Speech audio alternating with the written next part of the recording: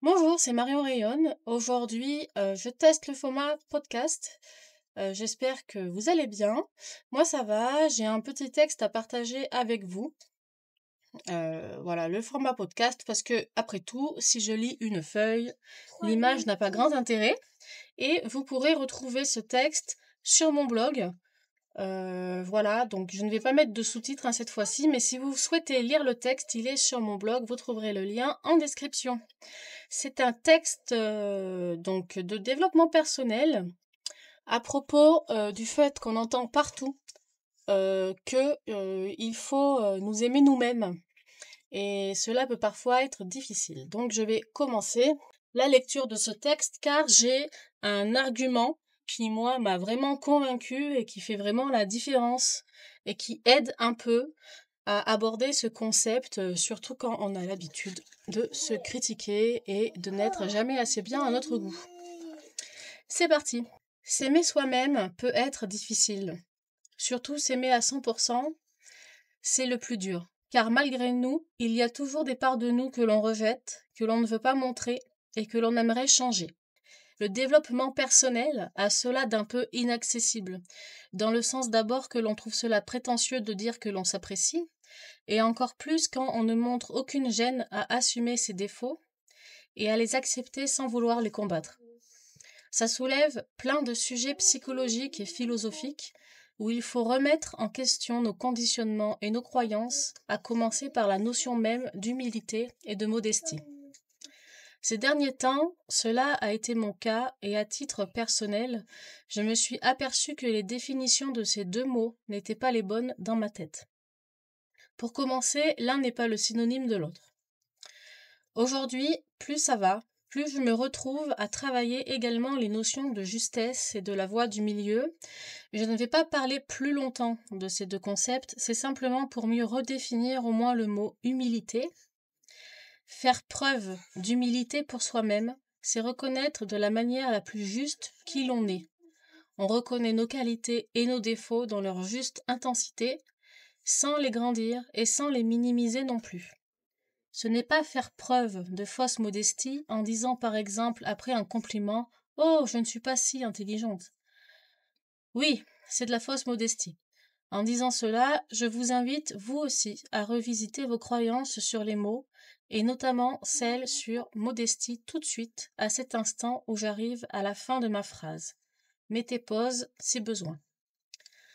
Donc, admettre devant les autres que l'on aime ou que l'on accepte telle ou telle partie de nous, telle qu'elle est, dans sa juste valeur, ou poids, ou intensité, comme vous voulez, ce n'est pas être prétentieux ou arrogant, tant que l'on est juste dans nos pensées et nos paroles. Aimer, c'est accepter tel quel. S'aimer soi-même, c'est s'accepter tel que nous sommes, tout de suite, à l'instant T. Bien sûr que nous avons des défauts, et je ne dis pas que ça ne sert à rien de travailler sur soi, ou que l'on n'a pas le droit de vouloir changer quelque chose qui ne nous plaît pas en nous ou sur notre corps. S'accepter et s'aimer, ça ne veut pas dire arrêter d'évoluer. Au contraire. Il y a aussi l'argument vécu que quand on arrête de se battre contre soi, alors il est plus facile de trouver paix et sérénité dans la vie, car on a alors réuni toutes les parts de nous, y compris les moches, et de ce fait, nous sommes une seule et même personne. Notre identité n'est plus divisée entre ce qu'on aime et ce qu'on rejette. Parce que oui, quand on rejette des parts de soi, c'est comme si on se coupait en plusieurs morceaux. Méditez là-dessus si vous n'avez jamais vu cela expliqué de cette façon, et vérifiez par vous-même si je suis plutôt dans le juste ou pas. Mais oui, je comprends que même avec tous les arguments et toutes les démonstrations du monde, on peine à s'aimer à 100%.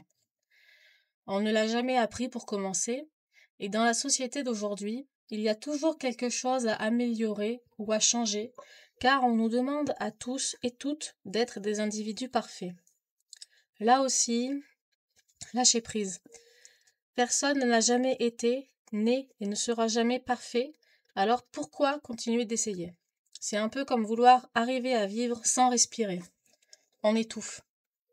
Et pendant que l'on s'étouffe et que nos mains s'agrippent après ce but déraisonnable, oui, vouloir s'améliorer sans cesse, c'est déraisonnable, posons-nous une question. Puisque nos mains serrent des cordes, parfois jusqu'au sang ou à la mort, Qu'est-ce qu'il y a que nous ne pouvons pas recevoir? Je dis cela parce que cette métaphore est très parlante. Pour recevoir, il faut tendre les mains, paumes ouvertes vers le haut. Or, si l'on retient tout le temps des choses, nos mains ne sont pas libres pour recevoir. Donc voilà, cessons d'emprunter des chemins infinis qui ne mènent à aucun but atteignable, et choisissons des rêves, des buts qui nous feront emprunter un chemin sain, qui nous fera grandir et sans aucune illusion. Parce que la perfection est un mirage. Petit à petit, j'arrive à mon argument qui vous convaincra peut-être afin de vous aimer et d'avoir une image positive de vous. S'aimer, avoir confiance en soi et avoir de l'estime pour soi, tout cela est très lié. Je ne sais pas si vous connaissez les accords Toltec, si ce n'est pas le cas, ce n'est pas grave, car je souhaite seulement parler du premier pour amorcer mon histoire. Le premier accord Toltec est de toujours avoir une parole impeccable, c'est-à-dire ne pas dire des choses moches sur les autres, sur nous-mêmes, etc. Alors oui, tenir cet objectif à 100% du temps n'est pas faisable, mais ça tombe bien, parce que les accords Toltec ce sont des chemins et non des buts. L'idée n'est pas d'y arriver tout le temps en toutes circonstances, mais d'essayer du mieux que nous pouvons et de ne pas nous blâmer si parfois des insultes ou des jugements sortent de notre bouche. La compassion et la bienveillance envers soi, cela aussi ce sont deux clés très importantes. Et il y a déjà plein de gens qui en parlent très bien. Alors je ne vais pas en rajouter. Là où je voulais en venir avec cette parole impeccable, c'est que malgré tout, cela reste difficile. Même dans le langage de tous les jours, il nous échappe des « Ah oui, mince, que je suis bête » ou des petites phrases comme ça. Ça y est, là j'arrive enfin à l'argument que j'amène depuis le début. Il se trouve que depuis quelque temps, au moins plus d'1 an, j'ai développé des croyances. Je préviens tout de suite, je ne fais aucun prosélytisme. De plus, peu importe vos croyances à vous ou votre religion, ce que je vais exposer est accessible à tout être vivant et peut même être vu comme une façon de penser ou une idée qui peut provoquer un déclic. Je ne suis d'aucune confession pour autant, je suis plutôt dans ce qui est appelé la spiritualité, et en tant que personne spirituelle, je crois fort que nous sommes tous une petite réplication de la source divine, ou Dieu, ou le Seigneur, ou peu importe comment vous l'appelez, et que la source, à la manière de cellules qui se divisent pour se multiplier, a utilisé ce procédé pour créer d'autres petites sources, des âmes donc, afin de s'expérimenter elles-mêmes. Nous sommes ses enfants, et ce concept se retrouve dans beaucoup de croyances et de religions. Suivant ce raisonnement, nous tombons d'accord avec le fait que nous sommes nous aussi des êtres divins. Moi-même, j'ai mieux compris cette idée quand j'ai lu une démonstration disant que nous avons l'intégralité de la source en nous, car nous sommes finalement une réplique d'elle. Alors, c'est pour cette raison qu'on nous bassine dans les milieux spirituels avec « nous avons tout en nous » ou « cherchez à l'intérieur de vous ». Bref, on reconnaît que nous sommes des êtres divins, ou, si c'est encore un peu difficile, que l'on a tous une part divine en nous. Mais alors, dire du mal de soi, c'est du blasphème, non? Et puis, ne pas s'aimer soi, c'est ne pas aimer la source alors? Cela aussi, c'est idiot. Bien sûr que l'on aime la source. Et elle aussi, elle nous aime entièrement tels que nous sommes. Que pensez-vous de cet argument, les gars? Bon, voici la fin de mon texte. Concept évoqué et intéressant à méditer dans le développement personnel, en lien avec ce texte. Acceptation, amour, justesse, voie du milieu, croyance limitante éventuellement, conditionnement, lâcher prise, accueil, donner et recevoir, illusion, confiance en soi, estime de soi, compassion, bienveillance. Voilà, je suis arrivée à la fin de mon texte. Je vous remercie d'avoir écouté jusque-là. N'hésitez pas à mettre un j'aime si cela vous a plu, si cela vous a convaincu. Si vous n'êtes pas convaincu, discutons-en en commentaire. Je suis ouverte à tout débat constructif. Partagez, s'il vous plaît.